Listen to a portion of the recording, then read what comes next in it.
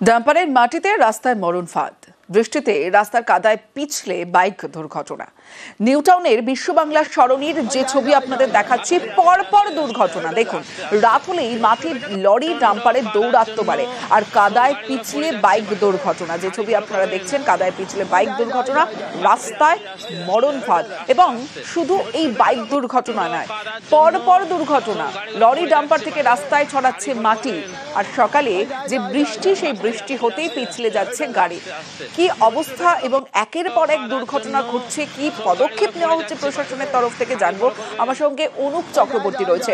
অনুপ, মরণপাত বিশ্ব বাংলা সরণি এমনটা বলা যায়। রাস্তার উপরে রাতভর যে ডাম্পার চলেছিল তার ফলে কিন্তু মাটি পড়েছিল। বিশ্ব বাংলা সরণির মতো রাস্তা, তার উপরে যে মাটি পড়ে রয়েছে এবং রাতের বেলা যে বৃষ্টি এখনো পর্যন্ত হচ্ছে, যার ফলে কিন্তু একেবারে রাস্তায় কাদা পিচ্ছিল অবস্থায় রয়েছে।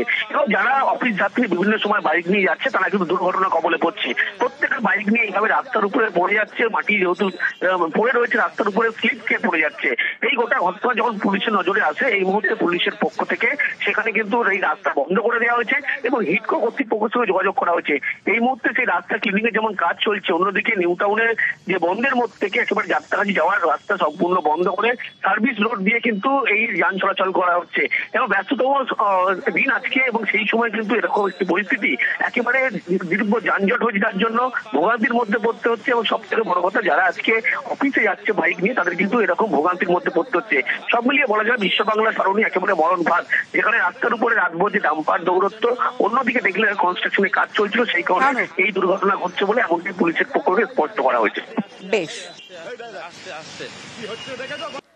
কাদার জন্য